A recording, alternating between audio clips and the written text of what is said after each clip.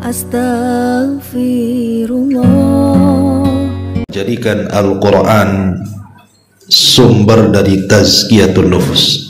Ma'asyiral muslimat yang dimuliakan Allah subhanahu wa ta'ala, kita tahu bahwa Al-Quran adalah mukjizat terbesar yang Allah subhanahu wa ta'ala anugerahkan kepada Rasul dan kepada umat Islam.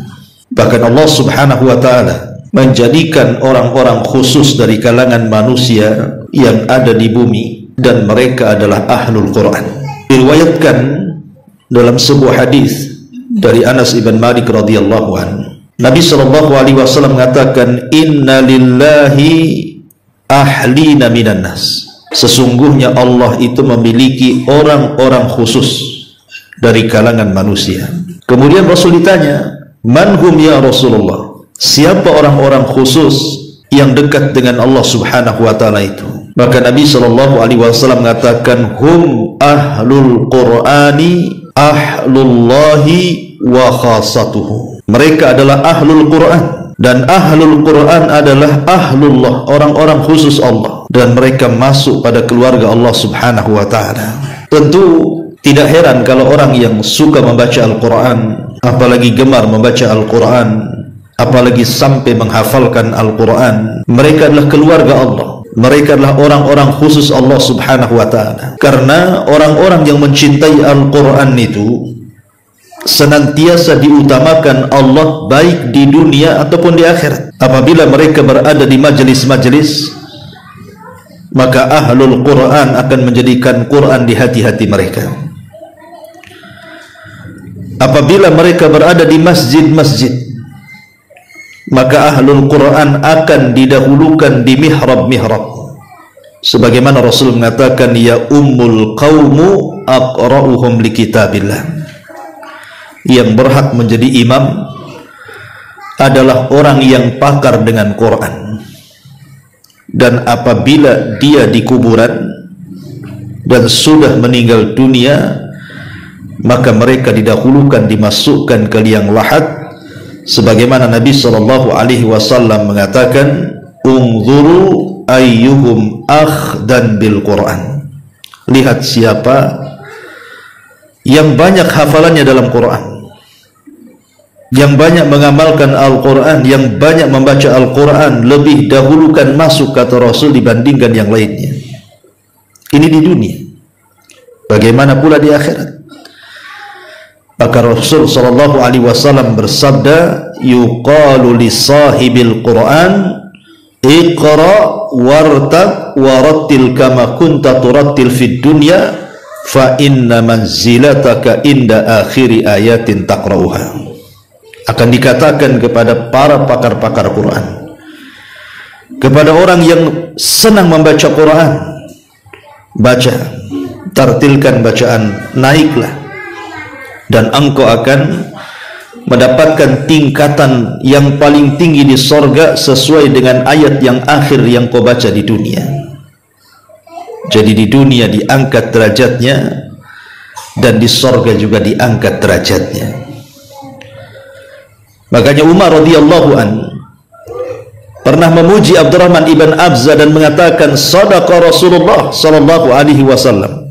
Sungguh benar ucapan Nabi sallallahu alaihi wasallam, innallaha yarfa'u bihadzal kitab aqwaman. Sesungguhnya Allah subhanahu wa ta'ala mengangkat sebagian kaum dengan Al-Quran. Jadi Al-Quran itu mengangkat segalanya. Ketika Allah subhanahu wa ta'ala menurunkan Al-Quran lewat Jibril, maka tidak sembarang malaikat yang diutus untuk menyampaikan Al-Quran, tapi malaikat yang merupakan pemimpin para malaikat, sayyidul malaikah, pemimpinnya para malaikat, Jibril alaihi salam. Ketika Al-Quran diturunkan kepada manusia, tidak sembarang diturunkan kepada manusia, tapi diturunkan kepada sayyidul anbiya wal mursalin, pemimpinnya para nabi dan rasul, Nabi kita Muhammad sallallahu alaihi wasallam. Ketika Al-Quran turun kepada Nabi sallallahu alaihi wasallam, tidak sembarang bulan diturunkan Quran, tapi di bulan yang sangat-sangat berkah, Ramadan. Dan tidak sembarang malam, tapi diturunkan di malam yang lebih baik daripada 1000 bulan, malam Lailatul Qadar. Lihat ketinggian dan keutamaan Al-Quran. Kalau saja kemudian Al-Quran menjadikan Jibril pemimpin para malaikat, menjadikan Nabi SAW Sayyidul Anbiya wal Mursalin, menjadikan Ramadan merupakan bulan yang paling utama dari 12 bulan, menjadikan malam Lailatul Qadar pemimpin malam-malam dalam setahun, bahkan turun di kota Mekah, dan Mekah menjadi tempat yang paling suci karena disitulah turunnya Al-Quran. Bagaimana kalau Al-Quran itu, Bu, masuk di dada-dada ibu? Bagaimana kalau Al-Quran itu masuk ke dada-dada kita, masuk ke hati sanubari kita, masuk ke kolbu kita? Maka Nabi SAW mengatakan, khairukum man ta'allama al-Qur'ana wa 'allamahu. Maka sebaik-baik di antara kalian adalah orang yang belajar Al-Quran dan mengajarkan Al-Quran. Subhanallah. Ma'asyiral muslimat yang dimuliakan Allah Subhanahu wa ta'ala, wallahi, Bu, saya berani bersumpah kepada Allah Subhanahu wa ta'ala, kalau Al-Quran itu dijadikan pegangan dalam hidup ibu dan keluarga ibu, maka akan mendatangkan keberkahan yang luar biasa. Dan ini mujarrab, artinya sesuatu yang sudah dipraktekkan, sesuatu yang sudah dibuktikan oleh para ulama.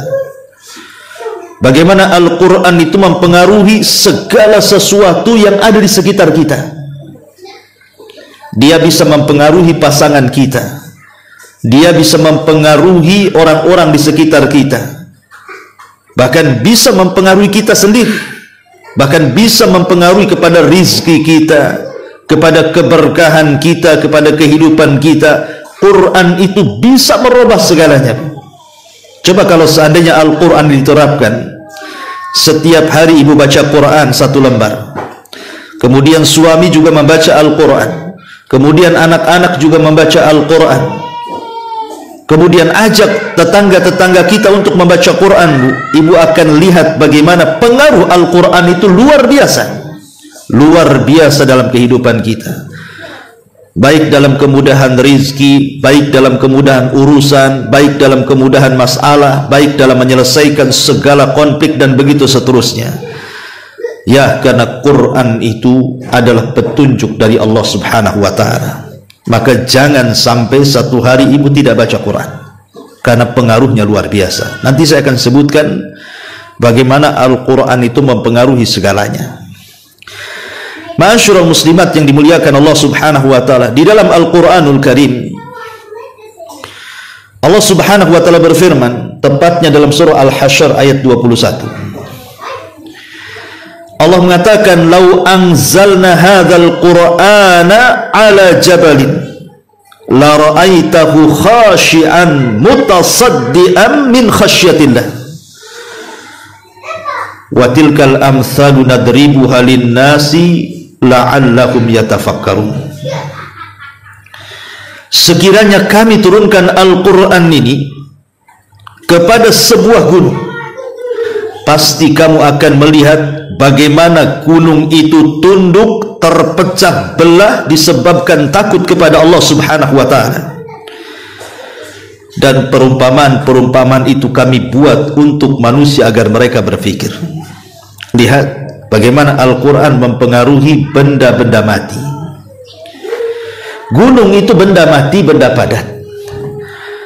Tapi kalau mereka mendengar Al-Quranul Karim dan Al-Quran turun kepada mereka, maka mereka akan merasakan takut yang luar biasa, sehingga terkadang bisa memecahkan batu-batunya. Lihat bagaimana Al-Quran juga pengaruh kepada benda padat. Ma'asyiral muslimat yang dimuliakan Allah Subhanahu wa ta'ala, bahkan bukan hanya pengaruh kepada gunung-gunung, kepada lautan-lautan.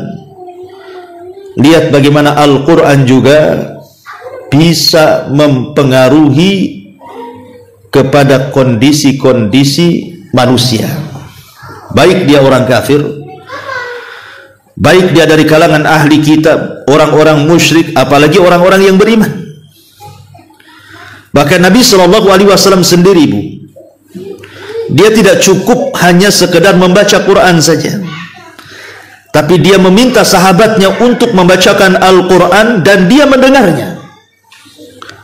Dalam sebuah hadis, Nabi SAW pernah datang kepada Abdullah ibn Mas'ud radhiyallahu anhu yang kunyahnya Ibnu Ummi Abdi. Apa kata Rasul?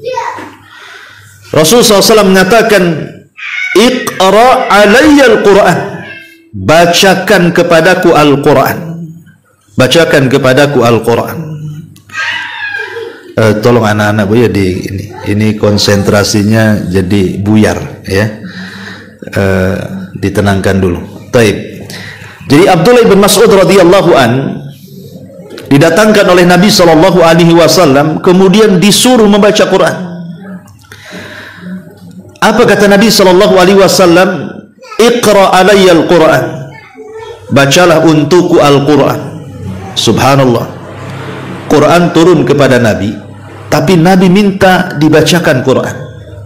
Artinya terkadang pengaruh Al-Quran itu kalau kita baca kurang berpengaruh, tapi kalau kita mendengar terkadang pengaruhnya juga kuat.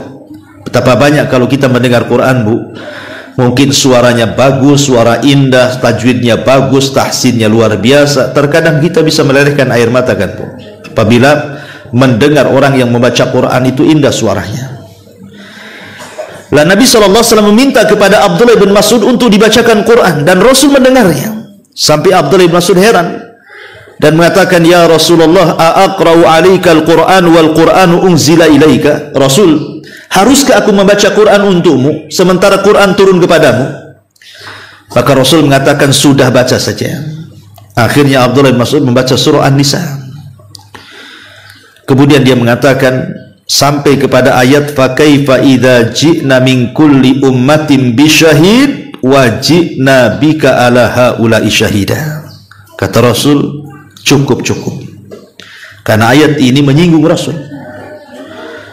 Fa kaifa idza ji'na min kulli ummatin bisyahid, bagaimana kalau seandainya kami datang pada tiap-tiap umat ini saksi, wajibna bika ala haula'i syahida, dan engkau yang akan jadi saksi bagi mereka. Kata Rasul, cukup wahai Ibnu Mas'ud. Kata Abdullah bin Mas'ud, aku melihat Rasul mulai berlinang air mata dan membasahi janggutnya. Lihat, Nabi SAW terenyuh dengan membaca Al-Quran, terpengaruh hatinya. Ma'asyiral muslimat yang dimuliakan Allah Azza wa Jalla, okelah itu Nabi, hatta orang-orang kafir sekalipun. Dijelaskan dari Abdullah ibn Amr ibn As radhiyallahu an. Abdullah ibn Amr ibn As radhiyallahu an,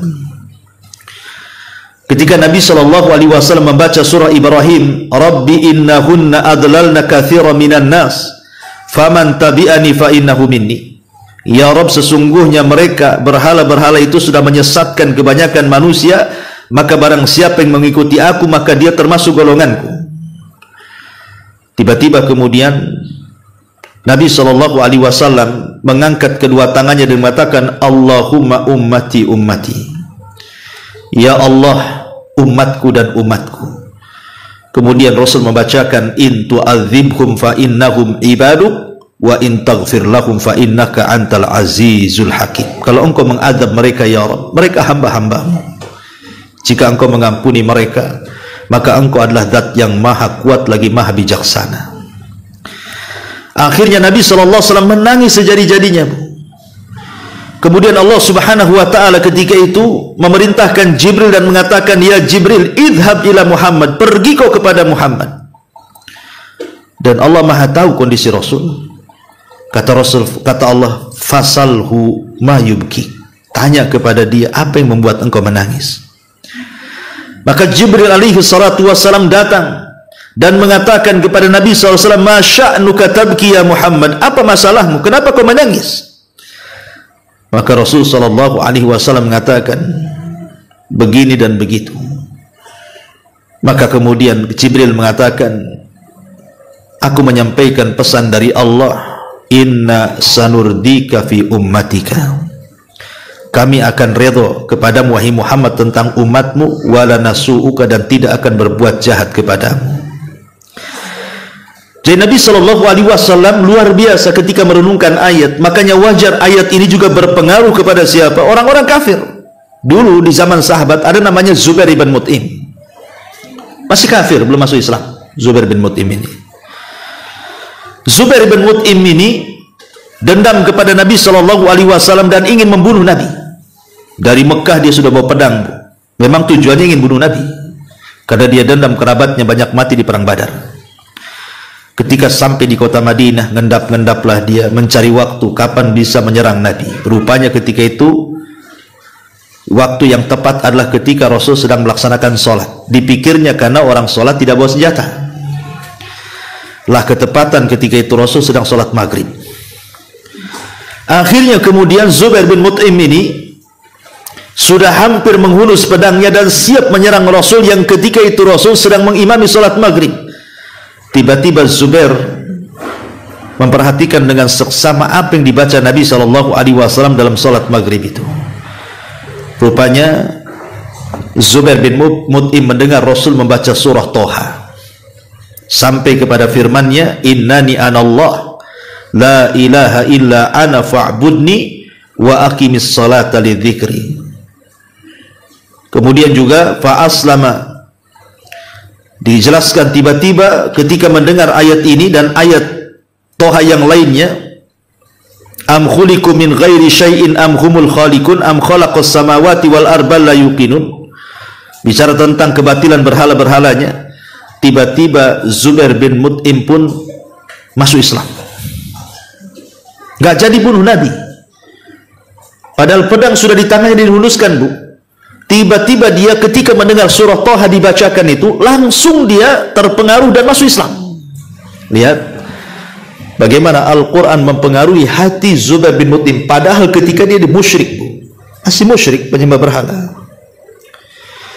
Hal yang sama juga terjadi kepada Umar bin Khattab, kan, Bu? Ibu tahu sejarah masuk Islamnya Umar, kan? Bagaimana ketika dia hendak membunuh Nabi SAW di perjalanan, tiba-tiba dicegat kawannya dan mengatakan, hendak pergi kau kemana wahai Faruk, wahai Umar? Kata Umar, hendak membunuh Muhammad, katanya. Kata temannya, maukah kuhabarkan sesuatu yang lebih hebat dibandingkan kau datang kepada Muhammad dan membunuhnya? Apa kata Umar? Adikmu Fatimah masuk Islam, katanya. Akhirnya kemudian Umar pun mencari Fatimah. Rupanya di Fatimah ada di rumahnya, sedang belajar Al-Quran kepada Khabbab ibn Arat bersama suaminya Sa'id ibn Zaid itu. Umar sempat mendengar, tapi Umar karena sudah kemakan emosi didobrak rumahnya, kemudian langsung dihantam itu, dipukulnya Fatimah sampai tersungkur. Umar merasa malu dan aib memukul seorang wanita, menyesal dia. Akhirnya kemudian dia melihat ada lembaran di tangannya, catatan-catatan Quran. Kata Umar, apa ini? Kata Fatimah, ini Al-Quran, dan kau tidak boleh memegangnya sebelum kau mandi, gitu. Akhirnya Umar mandi, padahal masih musyrik itu. Setelah mandi kemudian diberikanlah lembaran itu. Kemudian Umar sempat membacanya, dalam tulisan itu ada surah Toha. Subhanallah. Tiba-tiba Umar pun kemudian melembut dan dia ingin masuk Islam. Ketika itu di balik tembok Khabbab bin Arat yang sembunyi keluar dan mengatakan, ya Umar, aku pernah mendengar Nabi SAW bersabda, Allahumma izzal islama bi umaraini, ya Allah, muliakan Islam dengan dua Umar, salah satunya engkau. Maka Umar sejak itulah dia berazam masuk Islam dan akhirnya masuk Islam, dan dia orang yang ke-40 masuk Islam di rumah Arqam bidaril Arqam. Lihat bagaimana Umar berubah total ketika mendengar Quran, padahal dia masih kafir. Ya, masyaallah muslimat yang dimuliakan Allah Subhanahu wa taala, bahkan yang paling memusuhi Nabi, yang menghabiskan hartanya untuk memusuhi Nabi, Al-Walid ibn Mughirah. Al-Walid ibn Mughirah yang turun surah Al-Mudaththir kepadanya. Satu hari dia mendengar Abu Bakar membaca Quran dan dia takjub. Akhirnya Al-Walid mengatakan, kau belajar dari mana kata-kata itu? Kata Abu Bakar, dari Nabi. Kalau engkau mau, aku hadapkan kau kepada Nabi. Akhirnya Al-Walid ibn Mughirah pun datang kepada Rasul. Kemudian Rasul membaca Quran. Setelah itu kemudian dia pulang. Ketika pulang, orang-orang Quraisy kafir ini heran. Bagaimana mungkin Al-Walid sebelum pulang, kok wajahnya berbeda ketika dia pulang? Ada apa? Jangan-jangan sudah terpengaruh dengan Muhammad. Apa kata Al-Walid ibn Mughirah? Wahai Quraisy, aku loh orang yang paling paham tentang syair. Aku yang paling paham tentang syair-syair Arab. Bahkan syair-syair jin pun aku tahu, katanya. Tapi Quran itu beda. Dia mengatakan, innahu la halawa wa inna alaihi la talawa wa innahu la muthmir a'lahu maghdhiqatu asfalahu wa innahu la ya'lu wa ma yu'la wa innahu la yakhtimu ma tahtahu. Apa kata Al-Walid ini? Demi Allah, Quran itu sangat manis, memiliki tilawah kenikmatan-kenikmatan dalam telinga. Bagian atasnya berbuah, sedangkan bagian bawahnya begitu subur.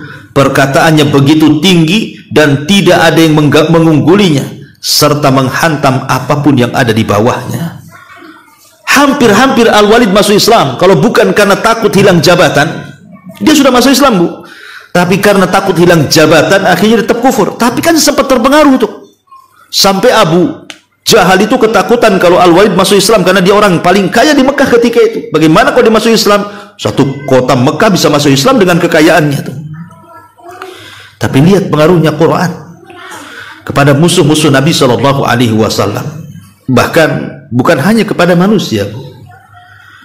Kepada bangsa jin, Quran itu berpengaruh.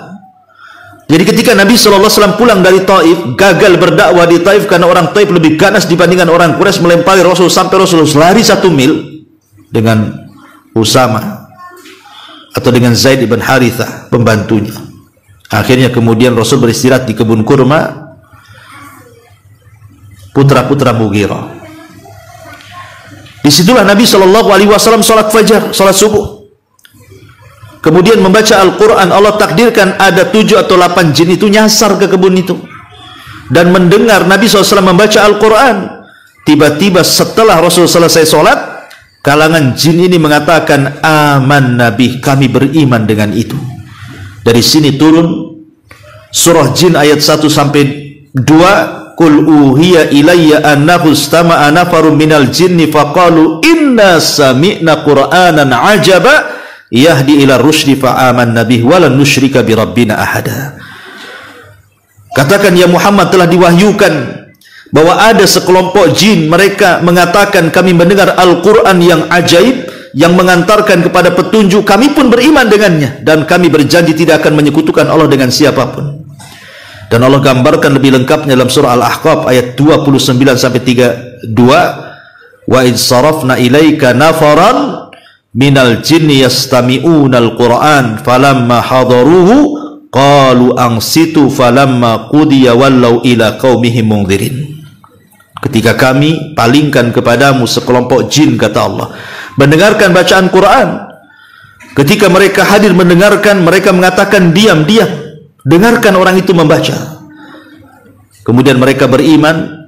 Setelah itu mereka berpaling pulang ke kaumnya dan menjadi pemberi peringatan kepada kaum sesama bangsa jin. Subhanallah, 1 kali dengar Quran, jin beriman, Bu. Itulah kadang-kadang, Bu, ya, kita ini tidak lebih baik daripada jin pula. Jin sekali mendengar beriman, Bu. Manusia ini berkali-kali dengar Quran, Bu, tidak beriman. Kadang-kadang lari pula orang dengar Quran itu.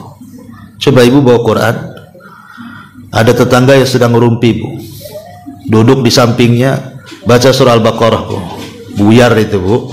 Ini tempat ngerumpi, kok salah tempat katanya.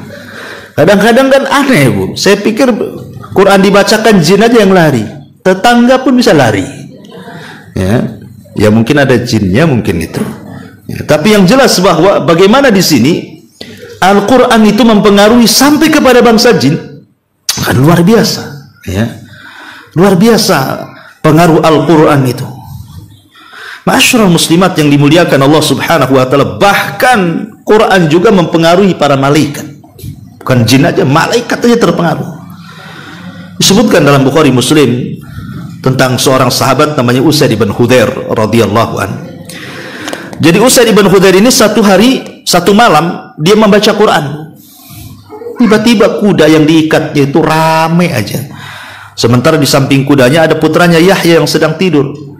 Jadi setiap dia baca Quran, kudanya ngeringki, rame, bergerak. Akhirnya dia takut kalau kakinya menyepak anaknya si Yahya itu. Berhenti dia. Baca Quran gitu lagi, berhenti lagi. Sampai karena ketakutan berhenti, dia tidak baca Quran. Tapi dia sempat melihat ada kilat dari langit. Keesokan harinya dia datang kepada Nabi SAW menceritakan hal itu. Apa kata Rasulullah? Kenapa kau tidak teruskan bacaan Quran? Kenapa kau berhenti? Kalau engkau meneruskan bacaanmu, maksudnya bacaan Qurannya Usaid bin Khudair ini, apa kata Nabi SAW? Maka akan turun sakinah, ketenangan dari langit yang dibawa para malaikat. Ya. Jadi malaikat terpengaruh kepada orang yang membaca Quran dan akan menurunkan sakinah, ketenangannya kepada siapapun yang membacanya. Ma'asyiral muslimat yang dimuliakan Allah Azza wa Jalla, bahkan sampai kepada ahli kitab sekalipun. Ahli kitab itu kan sudah punya kitab. Mereka Yahudi punya Taurat, Nasrani punya Injil. Tetapi ketika sebagian mereka membaca Quran, mereka terpengaruh. Ingat kisah Raja Najasyi. Najasyi itu kan tokoh Nasrani dan juga raja dari raja-raja Ethiopia. Ketika para sahabat hijrah pertama kali ke Habasyah, ke negerinya Najasyi ini, maka orang-orang Quraisy kan tidak setuju, bahkan mengutus Amr ibn As untuk mengembalikan mereka. Tapi terjadilah perdebatan antara para sahabat orang musyrik dan juga di hadapan Raja Najasyi.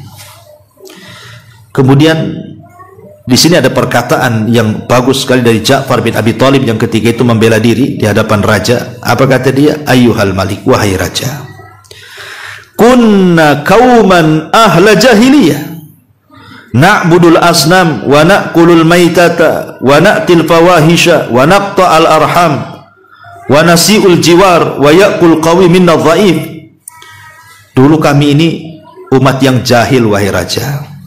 Kami dulu menyembah patung, memakan bangkai, berzina, memutus silaturahim, buruk dengan tetangga, yang kuat menindas yang lemah. Tiba-tiba Allah utus kepada kami seorang nabi. Kami kenal nasabnya, kami kenal kejujurannya, kami kenal amanahnya, kami kenal bagaimana dia menjaga kehormatannya. Dia pun mengajak kepada kami untuk mentauhidkan Allah.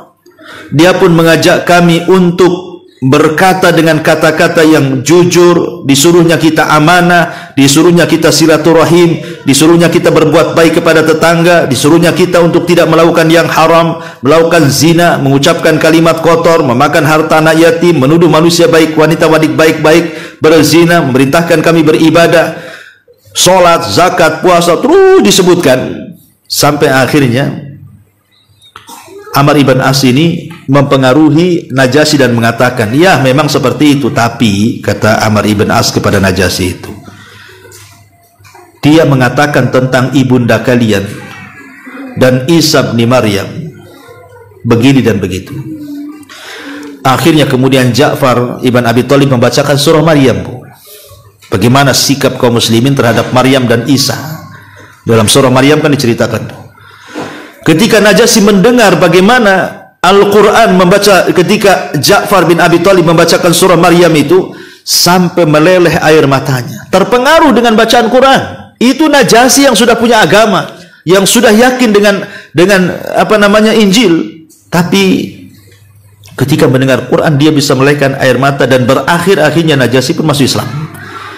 Walaupun cuma satu orang kan yang masuk Islam dari kalangan Ethiopia, ya, rajanya sendiri, tapi bagaimana Quran itu membawa pengaruh luar biasa ke dalam hati, pengaruh yang luar biasa ke dalam hati kita, dan bisa merubah kita. Ma'asyiral muslimat yang dimuliakan Allah Azza wa Jalla, baik di sini mu'alif hafizahullah taala dalam bab ketiga ini menjadikan Al-Quran sebagai sumber tazkiyatun nufus. Beliau mencantumkan firman Allah Azza wa Jalla di sini, laqad mannallahu 'alal mu'minin id ba'atsa fihim rasulan min anfusihim yatlu 'alaihim ayatihi wa yuzakkihim wa yu'allimuhumul kitaba wal hikmah. Sungguh Allah telah memberi karunia kepada orang-orang yang beriman ketika Allah mengutus pada mereka seorang rasul dari golongan mereka sendiri, di mana tugas seorang rasul ini membacakan kepada mereka Al-Quran, ayat-ayat Allah, dan datang membersihkan jiwa mereka dan mengajarkan kepada mereka Alkitab dan juga Al-Hikmah, kebijaksanaan. Lihat, salah satu tujuan diturunkan Al-Quran adalah membersihkan jiwa. Kenapa demikian? Apa rahasia kenapa Quran itu bisa membersihkan jiwa-jiwa kita, hati-hati kita? Karena Quran itu petunjuk, Bu. Begini, Bu, ya, di dalam jasad saya, di dalam jasad ibu, ada hati. Hati ini sangat kecil, tapi memiliki pengaruh yang luar biasa kepada badan dan lingkungan. Padahal dia kecil hati itu, hanya sekepal saja hati itu kan, tapi pengaruhnya luar biasa. Di mana hati kita ini bisa baik dan bisa jahat. Kalau dia baik, terpengaruh seluruh anggota badannya.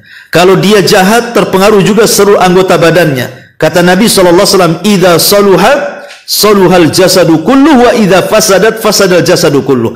Kalau hati ini baik, maka baik semuanya. Kalau hati jahat, jahat semuanya. Itulah hati. Hati itu seperti itu. Lah kalau hati seperti ini, pengaruhnya luar biasa hati ini, ya. Orang bisa baik dan orang bisa jahat.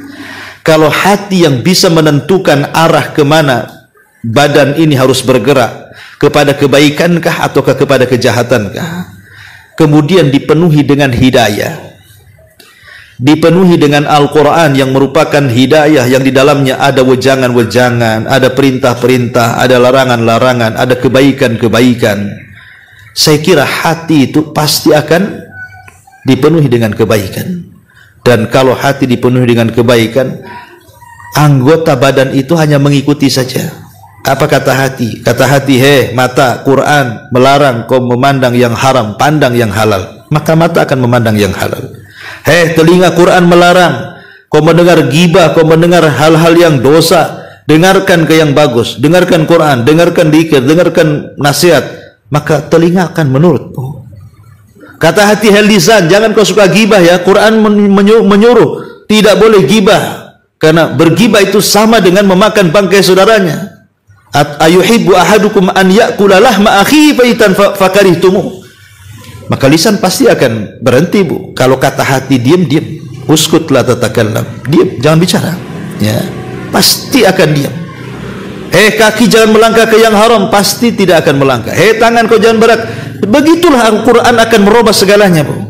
Makanya kenapa Al-Quran itu bisa membersihkan jiwa, karena memang Al-Quran itu sendiri petunjuk, mengarahkan kita kepada yang baik. Bukan hanya sekedar itu, dia adalah obat. Wa nunazzilu minal Qur'an ma huwa syifa.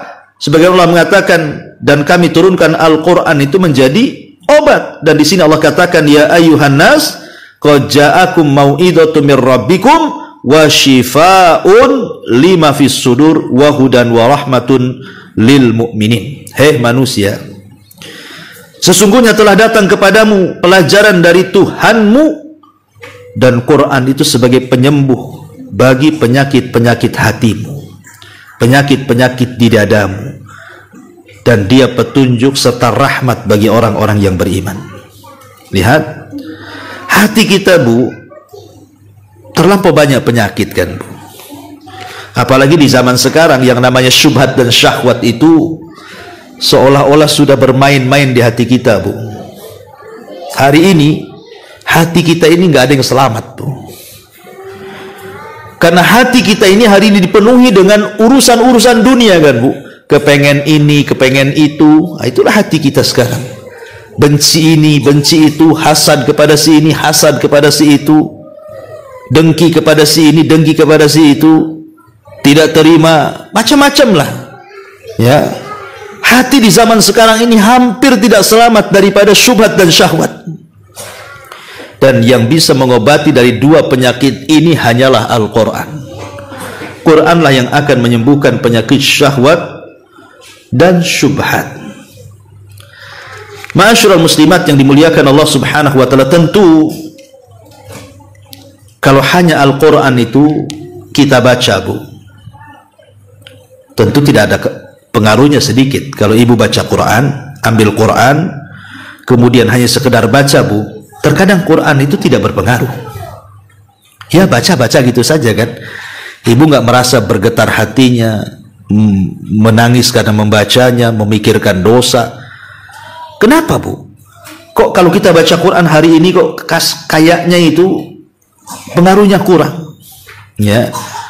Pertama, Bu, karena kita ini ketika membaca Quran boleh jadi tidak menghadirkan hati. Tidak menghadirkan hati.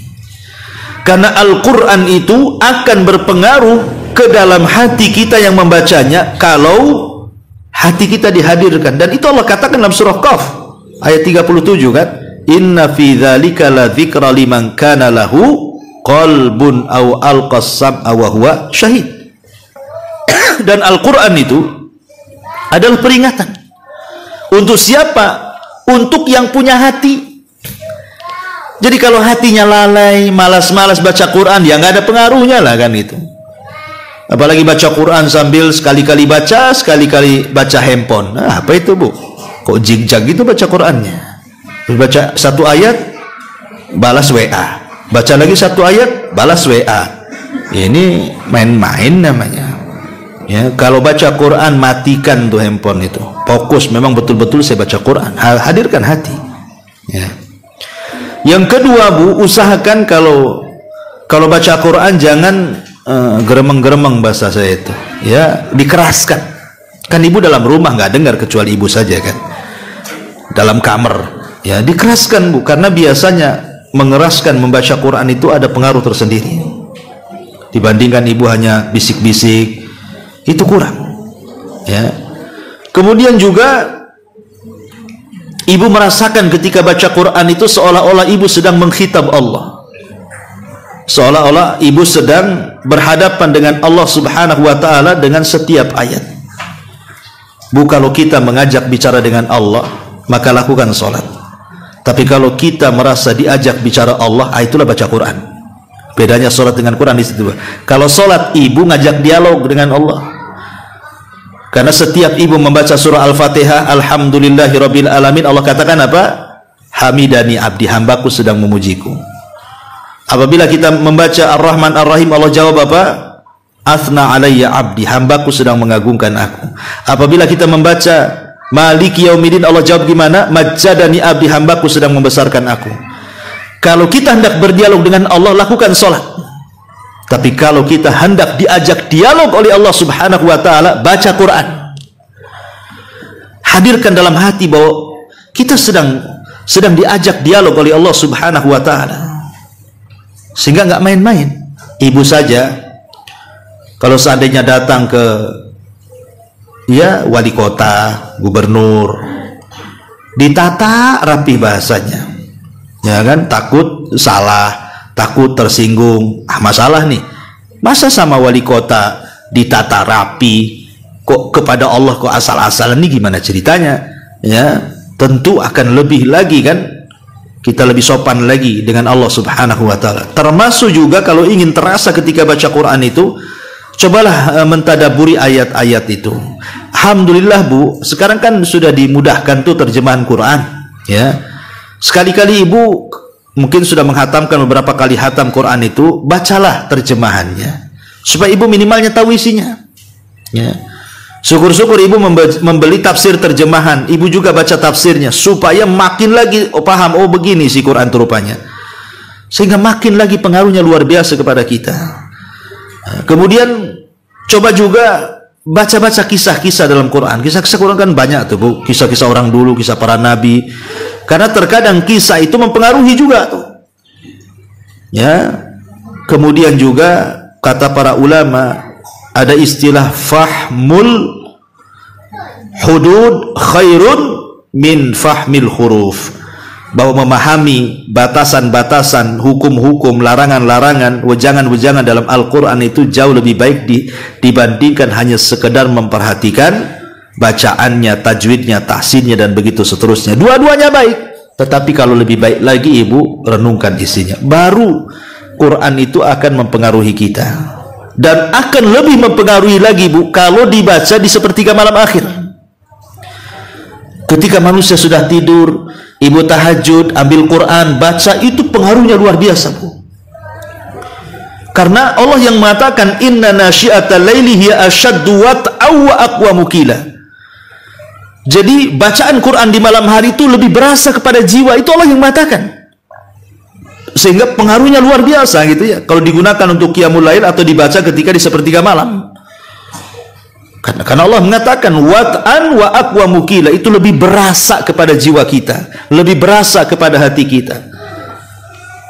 Ma'asyiral muslimat yang dimuliakan Allah Subhanahu wa taala. Tapi ya gitulah, kadang-kadang karena kita ini hidup di dunia banyak masalah, sedih, banyak persoalan, muskilah, kesulitan di mana-mana, ya kan? Kemudian bukannya mendekat Al-Qur'an, makin jauh dari Al-Qur'an. Ya, kemudian juga gelap hati kita ini karena banyaknya maksiat dan begitu seterusnya. Kadang-kadang itu pula yang menjadikan Al-Quran itu tidak berpengaruh kepada kita. Ma'asyiral muslimat yang dimuliakan Allah Subhanahu wa taala. Padahal kalau kita melihat pahalanya saja kan, cukuplah dua yang kita pahami. Sebenarnya banyak. Satu, orang yang suka baca Quran itu, Bu, Quran akan jadi syafaat ibu.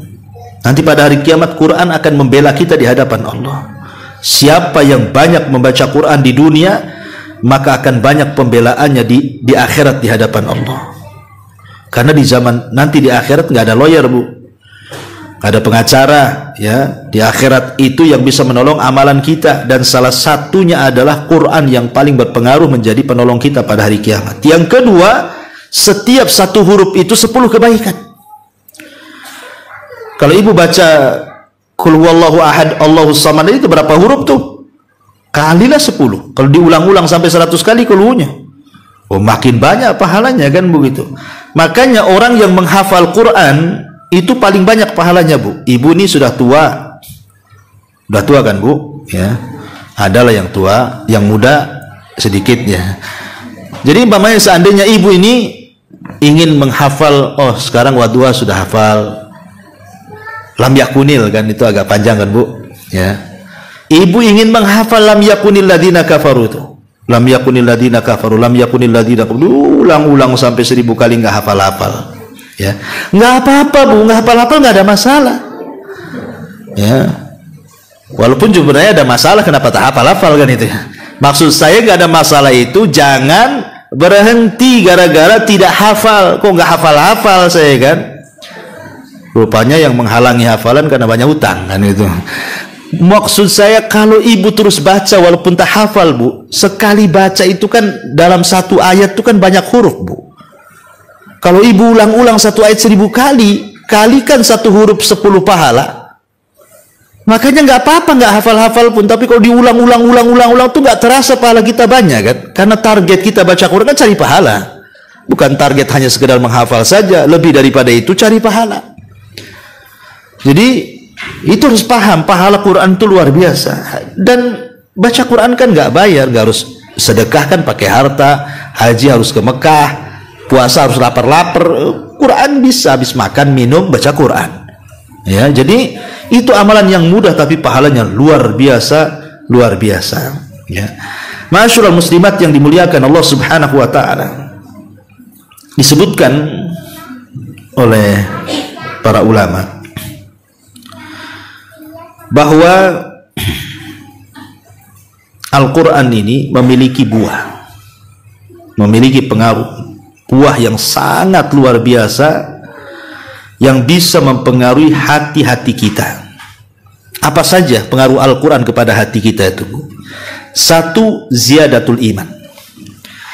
Kalau orang betul-betul membacanya, memang mencari pahala dengan adab-adabnya, pasti Bu, iman akan senantiasa bertambah. Innamal mu'minuna alladhina idza dzukirallah wajilat qulubuhum wa idza tuliyat alaihim ayatuhu zadathum imana. Bertambah iman kita kalau dibacakan Quran atau membaca Quran itu. Yang kedua, solahul qulub, hati jadi baik. Hati jadi baik. Kenapa demikian? Karena tadi saya katakan Quran ini bisa menghilangkan penyakit syahwat dan syubhat. Penyakit syahwat dan syubhat. Sebagaimana Allah mengatakan, ya ayyuhan nas, wahai manusia, qad ja'akum mau'idatun mir rabbikum, telah datang peringatan dari Rabb kalian, maksudnya Al-Quran, wa shifaa'un lima fi sudur, dan obat bagi hati-hati kalian. Kata Abdurrahman As-Sa'di, maksudnya obat pada hati-hati kalian, min amradis syahawat wasyubhat, dari penyakit syahwat dan syubhat. Kemudian yang ketiga, orang yang suka membaca Quran, cinta, senang, gemar, itu akan mudah melakukan ketaatan. Al-iqbal ala ta'atillah. Dia akan mudah untuk menangis, mudah untuk takut, mudah untuk, pokoknya akan mempermudah ibadah dia kepada Allah Azza wa Jalla kalau orang tidak lepas daripada Quran. Ya. Kemudian yang keempat, ziyadatu khasyatillahi Azza wa Jalla, akan bertambah-tambah takutnya dia kepada Allah. Kalau gunung saja bisa meledak gara-gara takut kepada Allah Azza wa Jalla, harusnya hati manusia lebih takut lagi dibandingkan gunung. Itulah pengaruh Quran. Bahkan lebih daripada itu, yang kelima, tahdzibus suluk wal akhlak, bisa membersihkan akhlak-akhlak yang tercela, akhlak-akhlak yang kurang bagus. Dan juga yang keenam, bisa menjadi obat. Ya, bisa menjadi obat.